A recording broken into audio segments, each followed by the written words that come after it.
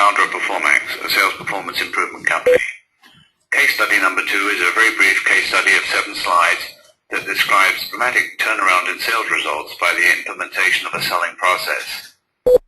More important than the selling process was actually the philosophy behind it, the one you can see here at the top of the page. You cannot manage results, but you can and must manage the activities and actions that will yield those results. So the background was that it was a launch of a new innovative technology for a major technology company. The system sold for a minimum of $500,000, and it was designed to connect to IBM mainframes. Needless to say, since IBM had similar products, they weren't too keen on that. Before I joined, the year 1 sales of this product were 0, and in fact the vice president who hired me tried to give away 2 without any success. So I was hired in year 2, and I inherited a sales team of 5 salespeople and 1 systems engineer or technical support person. So that was the scenario. So based on that situation, it was my plan of steps to turn the situation around. The first thing I did was probably what marketing should have done. I came up with a set of 3 criteria of companies who would have a higher propensity to buy from us. They included, obviously, they had to be fairly large, or $400,000 to $500,000 system. They had to have high volume, complex needs, such as insurance companies, banks, etc. And the third one was I didn't want my sales force traveling off all around the country when we had lots of the above within 100 miles of our city. So this exercise came up with a list of 720 names of companies who fit those criteria, 720 suspects as I call them. In step 2, I was lucky enough to find one of the salespeople who had a first sale pending, and I went out with him on several joint visits to this customer and realized that they were very close to signing. As a result of that, I offered to him to carry his bag, make phone calls, do anything he wanted, and just watch what he did. And although he couldn't elucidate it personally, he actually worked a very, very methodical process, which I boiled down to 11 steps, which I'll share with you right now. So here is the selling process definition that emerged by working with this one salesperson. The 11 steps here, you can read them as well as I can. What was probably different from a lot of selling processes was the initial 4 steps in red at the top here, where we started off with just names on the list, as I mentioned earlier, and we needed to qualify initially those who would work with us on the more detailed needs analysis, proposal, etc. Because as I mentioned, it was an expensive product with lots of complexity attached to it. So the first 4 steps were really just translate suspects into prospects, and at the end of step 5 we would know whether they were no, don't ever darken my doorstep again, deferred, we're kind of busy right now but come back in 6 months, or yes, we're ready to work with you on the more detailed work at step 6 and on. And behind each of these sort of one-liners, we had detailed exit criteria that we knew we had to meet before we could say we'd done each selling process step that's listed here. So that was the selling process. So armed with a selling process definition, let me go back to the plan of steps to turn the situation around. Step 3, I used the selling process to create training modules for each step. And each of our salespeople had to demonstrate their capability of delivering these training modules, be they role plays or demos. And of course the executive presentation and demo required sales and systems engineers to work as a team.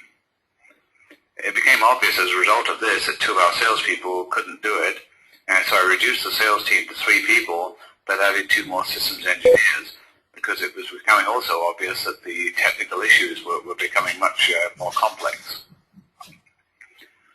Step 4, I implemented a sales management strategy and system by allocating the 720 suspects to the 3 salespeople over a 4-month period. And we implemented an opportunity tracking and forecasting system to keep track of these and where they were in the sales process.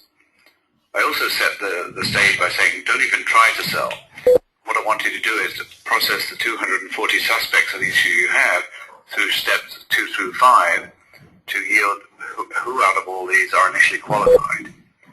And as you can see here, after 4 months, we ended up with 42 that met that criteria.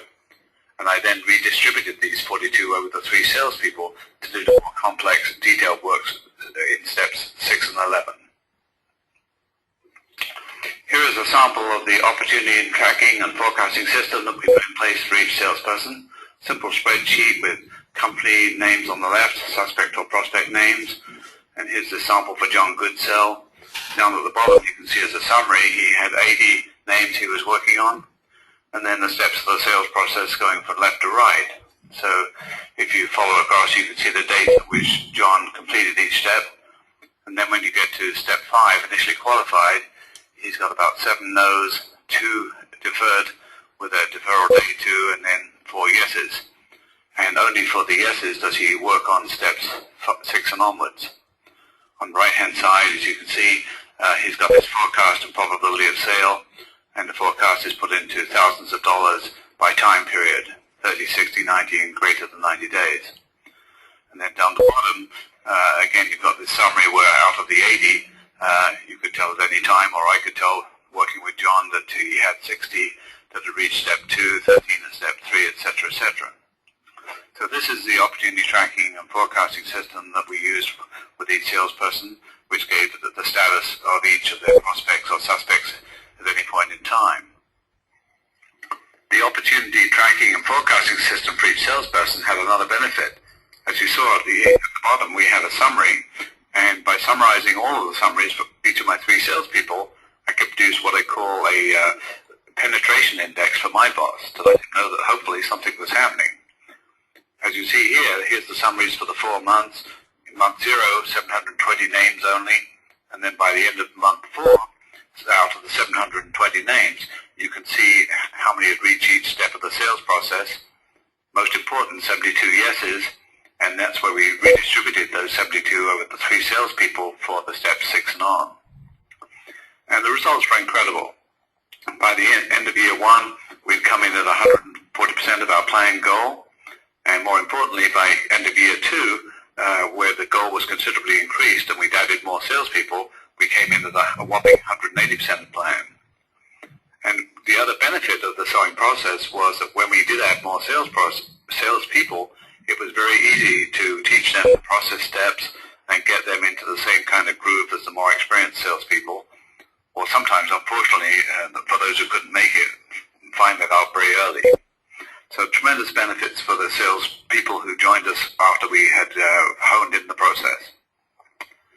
So looking back on this success, lessons learned.